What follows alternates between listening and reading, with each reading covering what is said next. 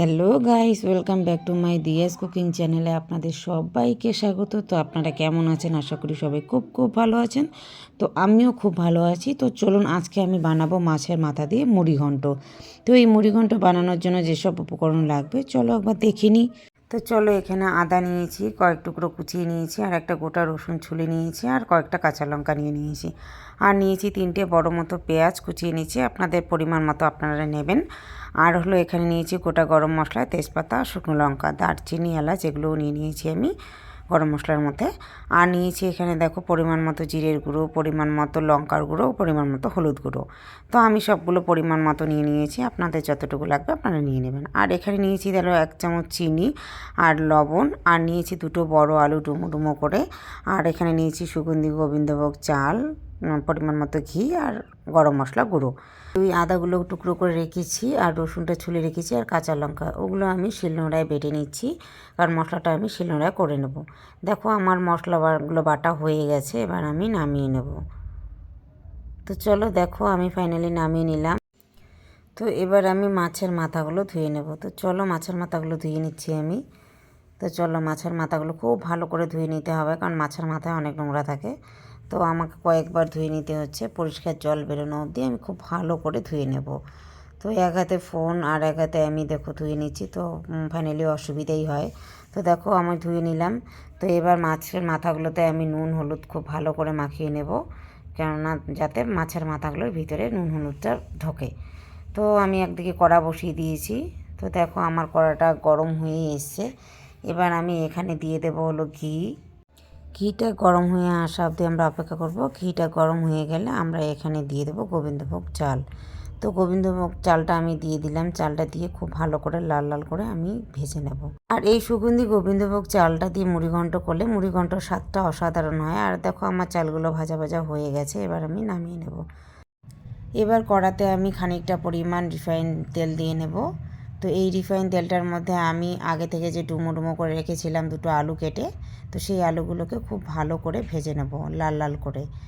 তো এবার এই আলুটা ভাজা ভাজা একটু হয়ে গেছে, তো এখানে এবার আমি অ্যাড করে দেব লবণ আর হলো হলুদ গুঁড়ো। তো হলুদ গুঁড়ো আর লবণটা দিয়ে খুব ভালো করে আমি ভেজে নেব নেড়ে চেড়ে। তো ভালো করে ভেজে নিলে আলুটা লাল লাল হয়ে গেলে মুড়িঘণ্টটা সত্যি খুব সুন্দর টেস্ট আসে। তো চলো, এবার আমার আলুটা ভাজা ভাজা হয়ে গেছে। তো এবার আমি নামিয়ে নেব। দেখো আমি নামিয়ে নিয়েছি। এবার ওই তেলটার মধ্যেই আমি মাছের মাথাগুলো খুব ভালো করে লাল লাল করে ভেজে নেব। আমার একবারে মাছের মাথাগুলো ভাজা হবে না, তো একবার আমি প্রথমে ভেজে নিচ্ছি, আর বাদ বাকিটা পরে আমি ভেজে নিচ্ছি আবারও। তো সেম পদ্ধতিতে আমি পরেরগুলোও ভেজে নেব। তো এক পিঠ হয়ে গেলে আমি আর এক পিঠ উল্টে দেব। তো দেখো এক পিঠ আমার হয়ে গেছে, তো আর এক পিঠ আমি ভালো করে উল্টে পাল্টে দিয়ে দিচ্ছি। তো ভালো করে ভাজা হয়ে গেলে আমি এবার এগুলোকে নামিয়ে নেব, কারণ মাছের মাথা অনেকটা পরিমাণে ছিল, তাই আমাকে দুবারে করতে হবে। ফাইনালি আমার মাছের মাথাগুলো ভাজা হয়ে গেল, এবার আমি নামিয়ে নিলাম একটা একটা করে। তো দেখো সবগুলো নামানো হয়ে গেছে। তো আমার এখানে কড়াতে তেলের পরিমাণটা কমে গেছে বলে আমি এবার সর্ষের তেল দিয়ে দিলাম। তো এবারে আমার তেলটা গরম হয়ে এসে এখানে আমি 2টো শুকনো লঙ্কা ফোড়ন দিয়ে দিলাম, আর দিয়ে দেবো হলো এলাচ আর দারচিনি, 2টো মতো এলাচ দিয়েছি, আর 3টে মতো তেজপাতা দিয়ে আমি এগুলো খুব ভালো করে ভেজে নেব নেড়ে চেড়ে। তো এবার এগুলো খুব ভালো করে ভেজে নিলাম। তো ভেজে নিয়ে এবার এখানে অ্যাড করছি আমি পেঁয়াজ কুচি। পেঁয়াজটাকে খুব ভালো করে লাল লাল করে ভেজে নেব।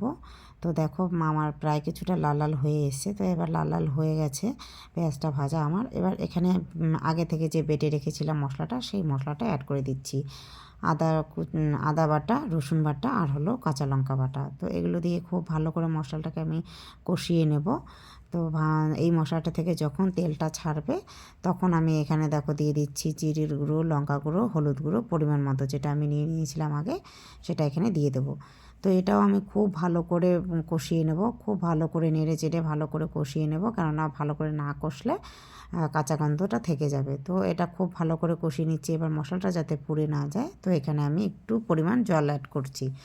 তো দেখো এই জলটা অ্যাড করার পরে এইখান থেকে মশলাটা কষতে কষতে তেলটা ছাড়বে। তো তেল ছাড়া অবধি আমরা মশলাটাকে খুব ভালো করে কষিয়ে নেব। তো দেখো আমার তেলটা ফাইনালি বেরিয়ে গেছে। তো তেলটা যেহেতু মশলা থেকে ছেড়ে দিয়েছে, এবার এখানে আমি অ্যাড করব হলো নুন আর চিনিটা। চিনি নিয়েছি আমি 1 চামচ পরিমাণ মতো, আর পরিমাণ মতো নুনটা নিয়ে নিয়েছি। আপনারা যেরকম নুন খাবেন ঠিক সেরকমভাবে ততটুকুই ইউজ করবেন, কারণ সবাই নুনটা সমান খায় না। তো এবারে আমরা এখানে অ্যাড করব, দেখো ওই আগে থেকে যে সুগন্ধি গোবিন্দভোগ চালটা আমি ভেজে তুলে নিয়েছিলাম, তো আমি এবার এটা অ্যাড করব।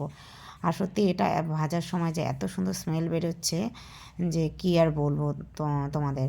তো দেখো তোমরাও ঠিক আগে থেকে এভাবে ভেজে নিয়ে নেবে চালটা, তাহলে মুড়িঘণ্টটা খেতে খুব টেস্ট হয়। তো দেখো আমি এটাকে আবার খুব ভালোভাবে নেড়ে চেড়ে মশলাটা কষিয়ে নিলাম, চালটার গায়ে গায়ে যাতে মশলাটা লাগে। আর এখানে যে ওই আগে থেকে আলুগুলো ভেজে তুলে নিয়েছিলাম, তো সেই আলুগুলো এবার দিয়ে আমি এই আলুটার সঙ্গে খুব ভালো করে এগুলো মশলাটাকে কষিয়ে নেব। তো মশলাটা যাতে নিচে লেগে না যায়, যার জন্য আবারও একটু জল ইউজ করে নিলাম। এবার মশলাটাকে আমি খুব ভালো করে আলুর সাথে নেড়ে চেড়ে আমি খুব ভালো করে কষিয়ে নেব। তো দেখো এবার কষানো আমার হয়ে গেছে। তো এবার আমি চালটা আর আলুটা সেদ্ধ হওয়ার জন্য পরিমাণ মতো জলটা দিয়ে দিলাম। এই জলটা দিয়ে আবারও খুব ভালোভাবে আমরা নেড়ে চেড়ে দেবো, যাতে নিচে কোনো দলা পাকিয়ে না যায় বা মশলাটা সবগুলোর সাথে অ্যাড হয়ে যায়। তো দেখো ভালো করে এভাবে নেড়ে চেড়ে নেবে। এবার নেড়ে চেড়ে নেওয়া অবধি আমি এবার কিছুক্ষণ পর আবার ফিরে আসছি। তো দেখো আমি এখানে চালটা আর আলুগুলো সিদ্ধ হওয়ার জন্য পরিমাণ মতো জল দিয়ে দিয়েছিলাম। তো দেখো খুব ভালোভাবে ফুটে গেছে জলটা। এবার আমি এখানে দিয়ে দিচ্ছি একটা একটা করে মাছের মাথাগুলো।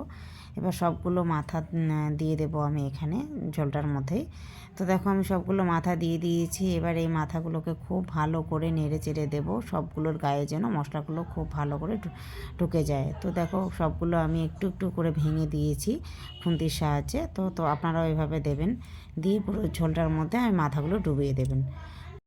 তো এই চাল আলু আর এই মাছের মাথাগুলো খুব ভালোভাবে যাতে সেদ্ধ হয়ে যায়, তার জন্য আমি ঢাকা দিয়ে দেবো 15 মিনিটের জন্য।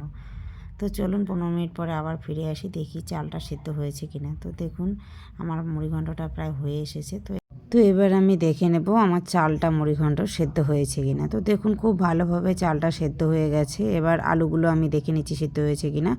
তো দেখুন আলুটাও খুব ভালোভাবে সেদ্ধ হয়ে গেছে। তো আমার মুড়িঘণ্টটা প্রায় রেডি। তো এবার একটু নেড়ে চেড়ে আমি এবার ঘি দিয়ে দেবো। তো দেখুন আমি 1 চামচ মতো আমি ঘি দিয়ে দিয়েছি।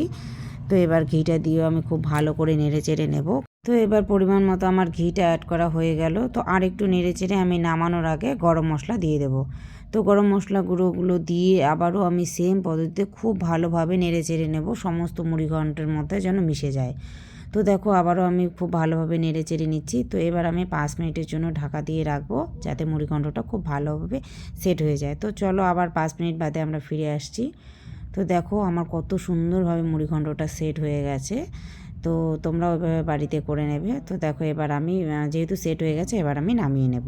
তো দেখো কত সুন্দর হয়েছে রান্নাটা, মাছের মাথা দিয়ে মুড়িঘণ্ট। তো তোমরাও বাড়িতে এভাবে ট্রাই করতে পারো মাছের মাথা দিয়ে মুড়িঘণ্ট। আর এই গোবিন্দভোগ চালটা ঠিক যেভাবে আমি ইউজ করেছি, ঘিয়ে ভেজে নিয়েছি, তোমরাও সেভাবেই ইউজ করবে, তাহলে মুড়িঘণ্টটা খেতে খুবই টেস্ট হবে। তো আমাদের বাঙালিদের অত্যন্ত এটি একটি ট্র্যাডিশনাল রান্না। আর তোমরা এটা খালি মুখেও খেতে পারো, আর ভাতের সঙ্গেও পরিবেশন করতে পারো। বাড়িতে কোনো গেস্ট আসলে ঠিক এভাবে রান্না করে দেবে। তো বিয়েবাড়ির অনুষ্ঠানের মতো ঠিক রান্নাটা হবে তোমাদের। তো বন্ধুরা আমার এই রান্নাটা কেমন লাগলো তোমরা আমাকে কমেন্টে জানিও। আর আমার চ্যানেলে এসে সাবস্ক্রাইব করে দিও, আর পাশে থাকা বেল আইকনটি প্রেস করে দিও, যাতে আমি নতুন নতুন কোনো ভিডিও আপলোড করলে তোমাদের কাছে নোটিফিকেশনগুলো পৌঁছে যায়। তো বন্ধুরা আমাকে কমেন্ট করে তোমরা জানাতে ভুলো না যেন যে আমার রান্নাটা কেমন হয়েছে। তো চলো আজকের মতো এইটুকুই। আবারও নতুন কোনো ভিডিও নিয়ে তোমাদের সাথে হাজির হব, নতুন কোনো রেসিপি আবারও নতুনভাবে নিয়ে আসবো। তো আজকের মতো বাই বন্ধুরা, টাটা।